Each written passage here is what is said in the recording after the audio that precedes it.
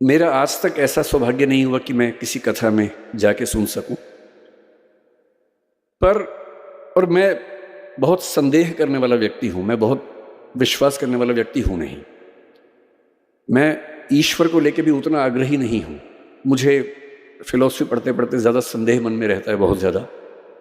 ईश्वर भी हैं या नहीं हैं तो कैसे हैं, वो सब सवाल मेरे मन में बहुत ज़्यादा चलते हैं।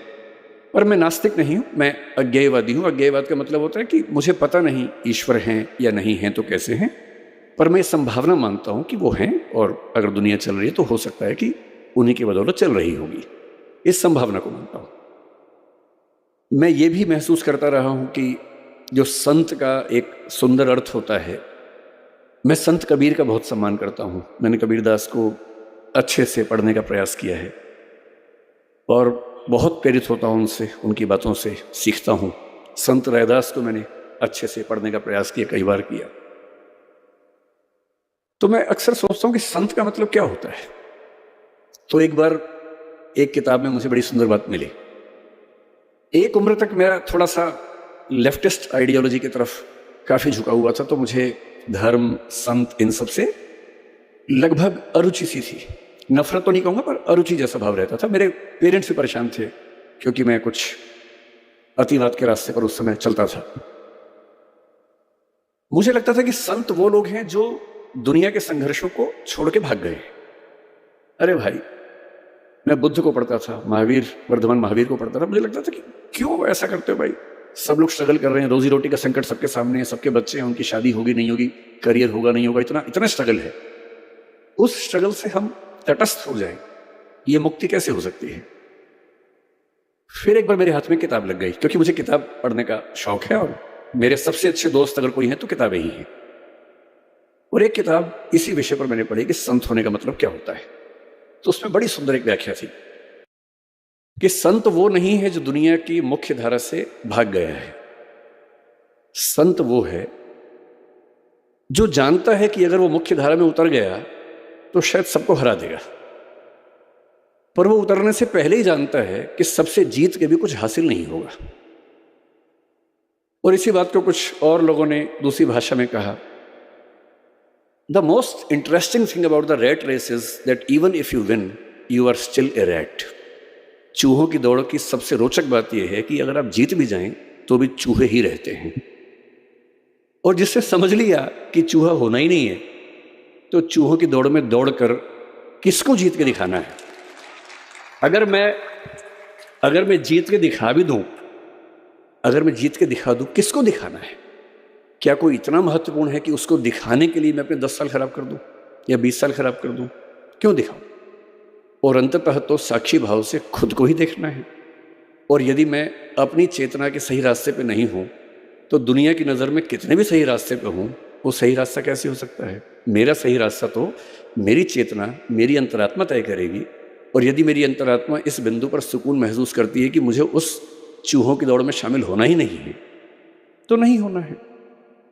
और मैं कल से, मुझे डॉक्टर सिंघवी साहब ने कई जिक्र किए बापू के, कि कैसे उनकी कथा में लोग, और गुजरात के लोग कितने दानी हैं वो भी पता लगा। सूरत के बारे में विशेष रूप से पता लगा कि 50 करोड़ 100 करोड़ का दान हुआ, एक अस्पताल बन गया। फिर कथा हुई, फिर 125 करोड़ का दान हो गया, इससे एक और अस्पताल बन गया। इतना कंट्रीब्यूशन तो बड़े बड़े मंत्री, नेता और IAS नहीं कर पाते। तो उससे लागुना अच्छा है कि हम संत बन के ही अपना काम करें और समाज के लिए जो कर सकते हैं वही करें। तो मैं बापू बहुत कृतज्ञ हूँ कि मैं तो इस लालच में था कि मैं ज़्यादा सुनूंगा, पर मुझे बताया गया कि मुझे सुनाना ज़्यादा है, सुनना कम है।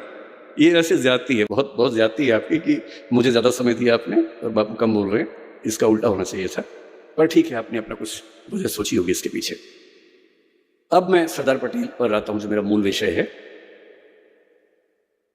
सरदार पटेल के बारे में आजकल जब लोग बोलते हैं तो एक अजीब सा भाव बहुत प्रचलित हो गया है कि जब तक हम महात्मा गांधी और नेहरू जी की 4 बुराइयां ना कर दें, लोग बहुत सोचते हैं कि पटेल की तारीफ हो नहीं पाई ठीक से।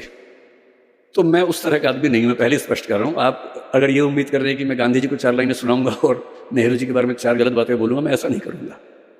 मेरा मानना है कि एक बहुत बड़ी लड़ाई एक व्यक्ति नहीं लड़ता है, एक टीम लड़ती है। और टीम में हर व्यक्ति का अपना चरित्र होता है, अपना व्यक्तित्व होता है, अपनी भूमिका होती है। हम ये नहीं कह सकते कि एक ही व्यक्ति पर्याप्त था, बाकी सब यूं ही थे, ऐसा नहीं। सबकी अपनी अपनी महत्ता थी, अपनी भूमिका थी। एक बहुत बड़े रंगमंच पे हर व्यक्ति का अपना किरदार होता है और उस किरदार को करीने से निभाना, यही उसकी मान्यता होती है। मैं ये ज़रूर मानता हूँ कि सरदार वल्लभ भाई पटेल जितने सम्मान के हकदार थे, उतना हमारी पीढ़ियों ने उनको दिया नहीं। ये हमारी पीढ़ियों पर लानत की बात है, ये मैं ज़रूर मानता हूँ और ये हमें सुधारना चाहिए। क्यों सुधारना चाहिए? मैं कुछ ऐसी बुनियादी बातें आपसे कहूँगा। क्योंकि मैं यूपीएससी के लिए पढ़ता पढ़ाता हूँ, तो इतिहास पर लंबा लेक्चर देना तो सामान्य बात है, पर आज जो ऑडियंस से मैंने पूछा पहले कौन लोग रहने वाले हैं, तो बताया कि स्कूल के बच्चे होंगे, कुछ समाज के लोग होंगे। तो मैं ये मान के आया था कि हमें बहुत आसान बातें करनी है, मुश्किल बातें नहीं करनी है। मुझसे कोई पूछे कि सरदार पटेल को आप किस रूप में देखते हैं, बल्कि आज से 4-5 साल पहले मेरी माताजी का देहांत 2018 के अंत में हुआ, नवंबर में। और जब ऐसा हुआ तो स्वाभाविक सी बात है कि मेरे पिताजी, जिनकी उम्र लगभग 80 साल है, वो काफ़ी अकेले हो गए थे, टूट से गए थे। वो भी बहुत एक्टिव हैं, पढ़ते लिखते हैं, किताब हर महीने एक किताब लिखते हैं, एक मैगजीन निकालते हैं। मुझसे ज़्यादा युवा हैं, मैं तो उनकी तुलना में बूढ़ा हूँ। तो मैंने उनसे पूछा अगले साल, मैंने कहा पिताजी आपका जन्मदिन आने वाला है, मतलब माताजी की मृत्यु के शायद 3 महीने बाद की बात, 2 महीने बाद की बात है। तो मैंने कहा आपका जन्मदिन आने वाला है, आप क्या चाहते हैं, कैसे मनाएं? मुझे लग रहा था कहीं वो ये ना कहे कि मेरा मन नहीं है मनाने का या कुछ ऐसा। उन्होंने कहा कि मुझे ना जो सरदार पटेल की प्रतिमा बनी है वहां ले चलो। तो मेरे मन में इच्छा थी, इसी बहाने उनका मन भी बहला, तो हम वहां गए। और वहां जो बच्चा उस समय एसडीएम था, उससे बड़ा सहयोग किया। आज वो बल्कि आया भी है, शायद मुझसे मिलने भी मिलेंगे मुझे, थोड़ी देर में आएंगे। मेरे बड़े अच्छे दोस्त बन गए वहां उस दिन सब लोग। उस दिन मैं म्यूजियम देखा। करम सब तो मैं अपने पिताजी और माँ दोनों को लेके गया था, पत्नी भी गई थी, सब लोग गए थे उनका घर देखने के लिए। तो कोई मुझसे पूछता है कि सरदार पटेल को लेकर आपके मन में क्या भाव सबसे पहले आता है? मेरे मन में एक ही भाव आता है कि नेतृत्व का जो गुण किसी व्यक्ति में सबसे बेहतर हो सकता है, सबसे बेहतर हो सकता है, उसकी साक्षात मूर्ति देखनी है तो मैं सरदार पटेल को याद करूंगा। अगर मुझे किसी एक व्यक्ति का नाम बोलना हो तो सरदार पटेल का नाम बोलना चाहूंगा। क्यों बोलना चाहूंगा? उसकी वजह अलग हैं, शायद वो वजह थोड़ी सी इतिहास में आपको अलग लगे, पर मैं आपको 2-3 वजहें बता के बात समाप्त करूंगा। और क्योंकि मुरारी बापू हैं, राम कथा वो करते हैं, तो मैं बीच बीच में भगवान राम का जिक्र भी लाऊंगा ताकि थोड़ा सा पर्सपेक्टिव और सही तरीके से हम समझ सकें। भगवान राम के बहुत सारे रूप हैं। वाल्मीकि रामायण में अलग रूप है, भवभूति के उत्तर रामचरित में अलग रूप है। उसके बाद गोस्वामी तुलसीदास ने जब लिखा रामचरितमानस, उसमें काफी नया रूप वो लेके आए। और जो अवतारी राम थे वो मर्यादा पुरुषोत्तम राम बनकर हमारे सामने है। और जिन राम को हम जानते हैं वो आमतौर पर गोस्वामी तुलसीदास ने जिस राम के चरित्र का निर्माण किया उनको हम ज्यादा जानते हैं। मैं हिंदी साहित्य का विद्यार्थी भी हूँ। हिंदी साहित्य में उसके बाद भी चीजें होती रही हैं। 20वीं सदी की शुरुआत में महात्मा गांधी के समय में ही मैथिली शरण गुप्त ने साकेत लिखा, उसमें राम का नया रूप सामने रखा, जिसमें वो प्रश्न कर रहे हैं, राम तुम ईश्वर हो मानव नहीं हो क्या, या राम तुम मानव हो ईश्वर नहीं हो क्या? और वो कह रहे हैं कि हे राम इस देश को मत भूलना, राम तुम्हें यह देश ना भूले, धाम धरा धन जाए भले ही यह अपना उद्देश्य ना भूले। और भगवान राम राष्ट्रभक्त नायक के रूप में उभरते हैं साकेत नाम की रचना में 20वीं सदी की शुरुआत में। फिर 1936 में हिंदी के सबसे बड़े कवि निराला राम की शक्ति पूजा एक कविता लिखते हैं। वहां फिर राम का एक नया चेहरा सामने आता है, बहुत ही उदात्त स्वरूप, सबलाइम स्वरूप, गरिमा से भरा व्यक्तित्व। फिर आज़ादी मिलने के बाद नरेश मेहता ने एक और पुस्तक लिखी, संशय की एक रात। वो राम के एक और रूप को सामने लेके आता है, जिसमें राम को दुविधा है। और एक बड़े व्यक्ति की दुविधा होनी चाहिए। उनको दुविधा ये है कि सीता की मुक्ति तो मेरी निजी लड़ाई है, मेरी पत्नी का अपहरण हुआ तो लड़ना मेरा धर्म बनता है, लेकिन उस लड़ाई में मैं इस पूरे समाज को, पूरी सेना को झोंक दूं, ये उचित है या अनुचित है? और रात भर वो इस दुविधा में रहते हैं और उसके बाद उनको इस प्रश्न का सही उत्तर मिलता है। और उसी बिंदु पर संशय की एक रात पूरी कविता समाप्त होती है। तो मुझे जो पूरी भारतीय परंपरा में एक सबसे महान आदर्श नजर आता है अलग अलग रूपों में, वो भगवान राम का है। और मैं महसूस करता हूं कि जब हम पटेल को समझें और थोड़ा सा दोनों व्यक्तित्वों की तुलना करके समझें तो बात और गहरे से हम महसूस कर सकते हैं कि पटेल का पटेलत्व राम के रामत्व के कितना नजदीक है, इन दोनों में कितनी गहरी समानताएं हैं। एक प्रसंग से बात शुरू करते हैं जिस प्रसंग पर लोग नाराज रहते हैं, पर मैं यह नाराजगी जाहिर करने नहीं आया हूं। मैंने आपसे पहले ही कहा कि मैं ना नेहरू जी के बारे में एक गलत वाक्य बोलूंगा, ना गांधी जी के बारे में बोलूंगा। और पटेल जी को महान होने के लिए इसकी जरूरत नहीं कि हम किसी को नीचा करके दिखाएं, वो वैसे ही बहुत बड़े हैं, किसी को छोटा क्यों करूं उसके लिए। भगवान राम का प्रसंग ये है कि वो भी युवा होने के कगार पर हैं और उनके पिता राजा दशरथ कह रहे हैं कि बेटा मेरी इच्छा है कि अब तुम राजा बनो। राम खुद नहीं कह रहे हैं, दशरथ कह रहे हैं। राम तो यहां तक कह रहे हैं कि पिताजी ये उचित बात नहीं है, हम 4 भाई हैं, कहने कहने का उम्र का अंतर है, एक ही दिन तो पैदा हुए थे, आधे 1 घंटे के अंतर को बड़ा भाई छोटा भाई क्या होता है, सब साथ साथ पैदा हुए थे। अब जन्म में एक संग सब भाई, भोजन सैन केली करिकाई, वो पूरा चौपाई कहते तुलसीदास जी। बिमल वंश यह अनुचित एकू, बंधु बिहाई बड़े ही अभिषेकू। इतने महान वंश में ये उचित बात नहीं है कि अभिषेक सिर्फ मेरा हो रहा है। क्यों भाई, बड़प्पन यही तो है कि जब सत्ता चरणों में रखी हो तब कोई कहे कि मुझे क्यों, मैं क्यों राजा बनूं। और पिता समझा रहे हैं कि बेटा तुम संयोग से सबसे बड़े तो हो ही भाई, आधे घंटे का भी अंतर है तो बड़े तो हो ही ना भाई। और तुम्हारा व्यक्तित्व भी ऐसा है कि मेरे पास हर जायज वजह है कि मैं तुमको राजा बनाऊं, तुम बस मना मत करना। तब राम कह रहे हैं ठीक है, आप कह रहे हैं तो मैं आपकी बात कैसे टाल सकता हूं। राम के राज्याभिषेक की तैयारियां चल रही हैं, और यदि हम राम को मनुष्य थोड़ा सा बना के देखें, केवल भगवान ना समझे, तो हम सोच सकते हैं कि उनको भी कुछ कुछ तो उत्सुकता हो ही रही होगी, अच्छा लग ही रहा होगा कि अब मैं राजकाज संभालूंगा। शायद सीता और राम के बीच में बातें भी होती होंगी, सीता कहती होंगी आप राजा बनेंगे, मुझे भूल तो नहीं जाएंगे। राम कहते होंगे कैसी बात करती हो, ऐसी बातें होती होंगी। चुहलबाजी तो पति पत्नी में होती होगी, उनमें भी खुशी का माहौल होगा। और अचानक एक प्रसंग घटता है। मंथरा कैकेयी को समझाती है कि क्या तुम जानती हो क्या होने वाला है। कैकेयी बहुत खुश है। कैकेयी कह रही कि हाँ मेरा बेटा राजा बन रहा है, राम राजा बन रहा है। क्योंकि उस समय तक कैकेयी को इस बात का इल्म तक नहीं है कि मेरा बेटा भरत और राम में क्या अंतर है, एक ही बात तो है। और तब मंथरा अपनी बुद्धि से कह रही है कौन रिप हो हम ही कहानी, चेरी छाणी नहीं हो रानी। कोई भी राजा बने मुझे क्या नुकसान है, मैं तो नौकरानी हूं, रानी थोड़ा ना बन जाऊंगी। पर तुम्हें फर्क पड़ेगा, तुम्हारा बेटा राजा नहीं बन रहा है, कौशल्या का बेटा बन रहा है। और फिर जैसा होता है जिसको हम कहते हैं भड़काना, वो सब चीजें हुई। कैकेयी की बुद्धि फिर गई, ऐसा कह सकते हैं। उनको 2 वरदान याद आए अपने, उन्होंने अपने पति से वरदान मांग लिए।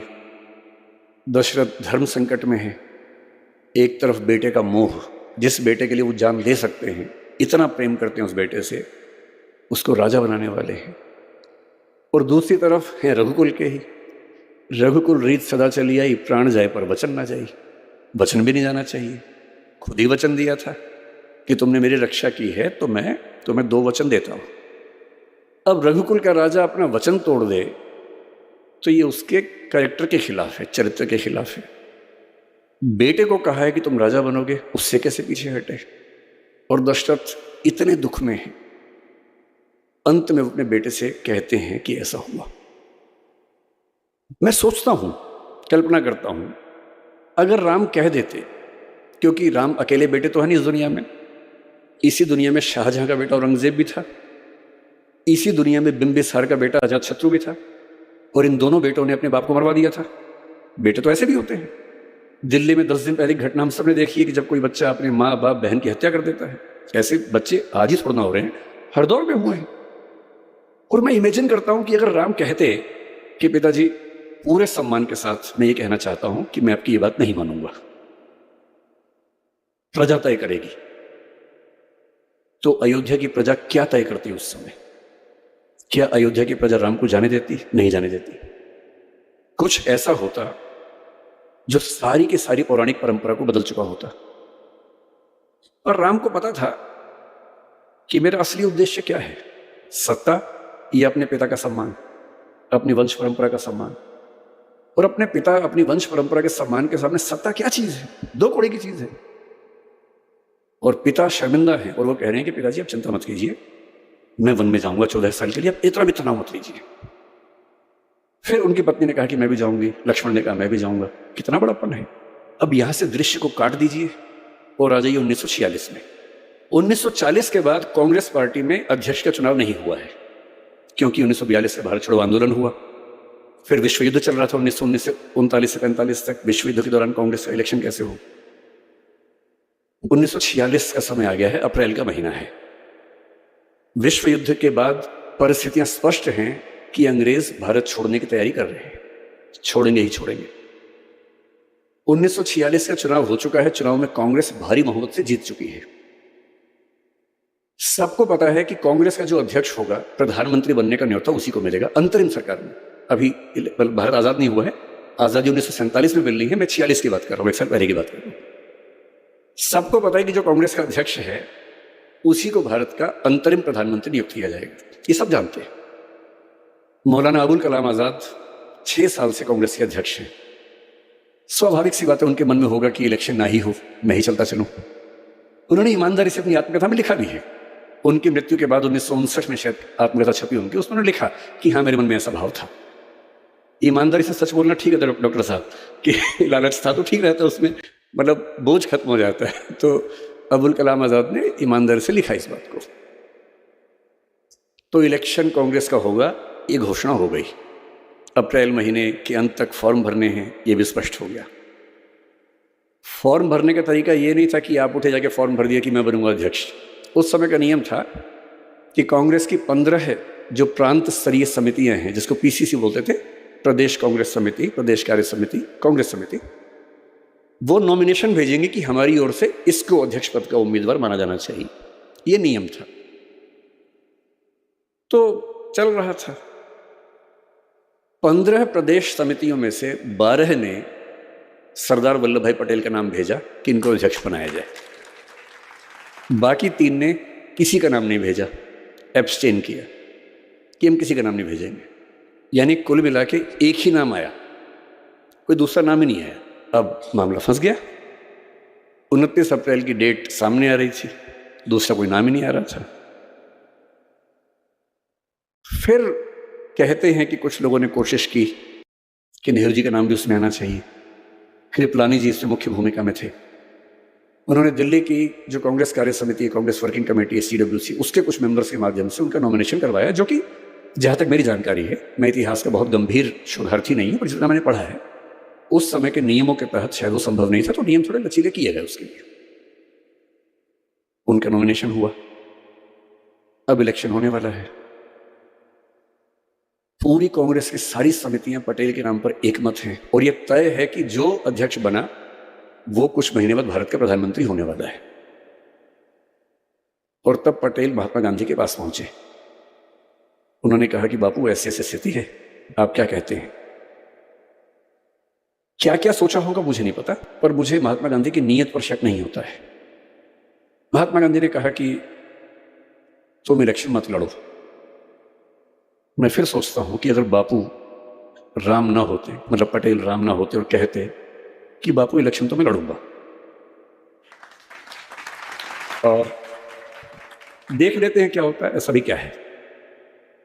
मेरा मानना है कि उस समय कांग्रेस में कोई माई का लाल उनको हरा नहीं सकता था। कोई माई का लाल उनको हरा दे इलेक्शन में, यह संभव नहीं था। और ये 1946 की बात नहीं है, 1950 में उनकी मृत्यु हुई आज ही के दिन। उसके 2 महीने पहले कांग्रेस के अध्यक्ष का चुनाव हुआ, उसमें भी वही अध्यक्ष बना जिसको पटेल चाहते थे, पुरुषोत्तम दास टंडन, न कि कृपलानी साहब। वो इलेक्शन बहुत रोचक था।